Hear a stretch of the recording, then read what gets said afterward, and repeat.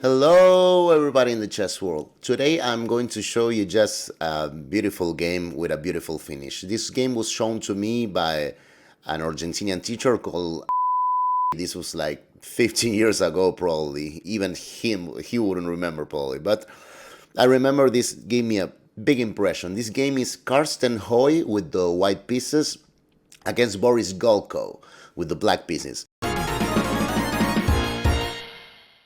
And Gulko is a really great aggressive player, but it has to be said, well, he probably won 1,000 tournaments, but he's mostly known as this great GM that has a positive score against Garry Kasparov. You know, this is kind of like the characteristic he's mostly known for. So, okay, this was the Olympiad in 1988 in Thessaloniki.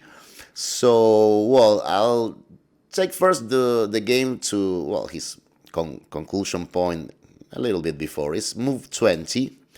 And we had this position. So this is white's turn to move. So Hoi here with the white pieces to move.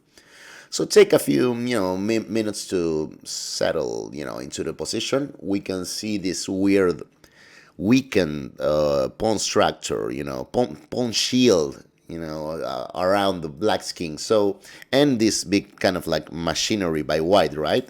But okay, for the moment, this knight on f6 is protecting that check. The other knight is at the same protecting it. Okay, it doesn't seem so terrible. But here is the first moment where Hoi plays an unexpected move, because I think here I will probably pretty quickly just play knight e4. I mean, I'm pretty sure that I will almost, I don't know if blitz out, but I probably eventually play this move. It by far seems the most logical. It does defensive and offensive tasks, so it looks like the best move. But I think, well, Hoi thought the same thing, but he wanted to add something into the mixture. He played h4. Super aggressive, and well, yeah, you have to take it, right? I mean, what can you cannot protect that pawn. So after pawn takes, then Hoi played knight e4.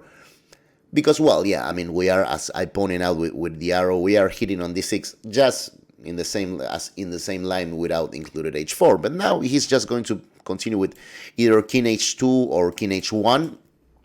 And his idea will be, yes, bringing this rook into the attack with rook g1. So, yeah, I think quite creative. So, well, Gulko played queen c6, which is protecting the pawn.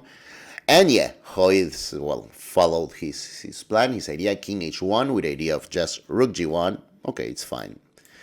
I think knight h5 by Gulko was probably a bad move. Logical, rook g1 came, and Gulko played, again, pretty logical and natural, unpinning that bishop with king on f8. So, well, this will be the first moment where I will ask you to pause the video and think.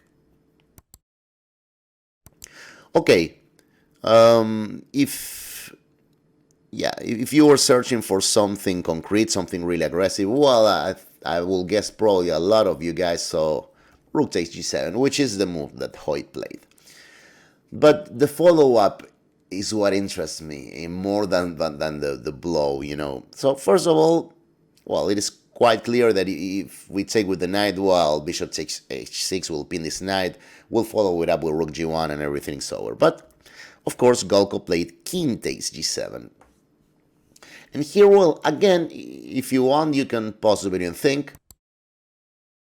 Because, a lazy sequence, and maybe an automatic sequence for a lot of us, at least if this were a blitz game, will be just to play, well, rook g1 check, king f8, bishop takes h6 check, let us take that, and king e7. But it's pretty funny that black's king has actually escaped here the turmoil. So, in a way, yeah, I think objectively this position isn't even clear. I mean, we might not be even better anymore.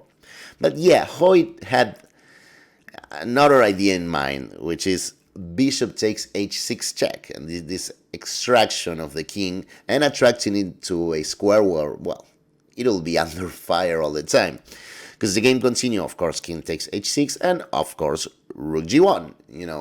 Like the threat here, well, that's what I mark with the arrows, but, we're threatening queen e3 check, and after king h7, knight f6 check, and after king h8, queen h6 mate, right? I mean, quite straightforward. So, okay, I think here white is like, I don't know, +7 or something like that, but still, the way they continue, I mean, this is really amazing. So here Gulko played f5, and this is already an amazing move for me because, who could resist playing knight f4 here?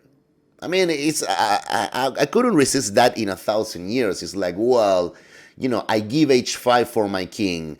I hit my opponent's queen. I'm trying to close up that dark square diagonal. I mean, like, it seems like this has to be the best try, for black. At least it's something. But, well, it's quite clear that they both saw that, well, any move that is not the best move here will lead to equality or advantage for black. But there is this knight g5 queen sacrifice, and this is immediately winning because, okay, we cannot take the queen because of this check where, well, if we go up, this is already checkmate, and if we go down, bishop takes followed by mate, right? This is mate. I mean, queen e4 and bishop takes mate. So, well, that's why after knight g5, well, we could argue there is f5 at least, and it's true. But queen e3 it's proven why knight f4 was so bad, because now, yeah, we are hitting the f4 knight, and if this knight moves away, well, we'll have 1,000 discovered checks, probably followed by mate, and even worse, if your last try is to play e5, well, bishop takes f5. Remember that, we don't even need the queen to deliver checkmate here. It's enough with these 3 pieces. So yeah, this will be unbearable. So Gulko saw all of that, and he decided, okay, then I'll play f5. I'll just try and close down this diagonal immediately. Sorry, not that one. Not that one either. Misfiring this one. And, well, hitting the knight, so it was his best try. And now again, and all of this before coming to the point that I want to show you, which is the beautiful finishing point. But again, I'm so surprised by the way GMs play. Here, I think, well, who wouldn't play queen d2 check here? I mean, really, again, is there any of you guys who wouldn't play queen d2 check here? Hoi played queen e3 check. And yeah, we'll see how this basically, it's the same. But on here f4 is hitting the queen, right? I mean, why not just doing queen d2 check where, well, f4 at least, it is the same thing. But to me it was still impressive, is there really a difference? Okay, queen e3 check came, f4 came, and the detail was, yeah, what Hoi had prepared in this line, which was knight takes e6. So again, we don't need the queen. Whenever this diagonal is open, we can rely on this bishop, this knight, and this rook to deliver checkmate to this king. So yeah, you cannot take the queen because this is already checkmate. So okay, that's not so hard to see, but Gulko took the knight. And now Hoi played queen d3, which again, I think this is proving that queen d2 was the same. This queen could have come to d3 from d2 instead of e3. So wasn't he kind of like trolling a little bit his opponent, by playing queen e3? Okay, so here we are obviously threatening mate here and mating here. So Gulko made the only move that can prevent both mates, which is knight on f8. And here, a last moment where I'll ask you to pause the video and think, because now it comes the final moment. To me, it's quite beautiful. The premise will be just search for mate, not to win, because, well, not only we have a super winning position, I'm pretty sure that all of you were glancing the first move that I looked at. I looked at rook g6 check. You know, like you cannot take it because it's mate. And after king h8, well, rook takes e6, we check, we take the queen. I mean, this is of course awful, but there is something prettier. So yeah, Pausethevideoandthink. So yeah, queen h7 is the beautiful move. I mean, this is not so, maybe not so weird, but yeah, look at the checkmate. Look at the final position. You know, of course, Gulko was a gentleman. He took the queen and allowed his opponent to deliver the beautiful checkmate. But I mean, really nice, right? I mean, this is a weird kind of, you know, position, because we have this king with two traitor knights, you know, like taking out the square. So I thought this was quite beautiful. And going back again, you know, I like this idea of wanting more. You know, we also 94. I think is a good move, but well, creativity is even better, right? He was greedy, and correctly so. Just h4 and then 94. So thanks for watching, and I'll see you on the next video.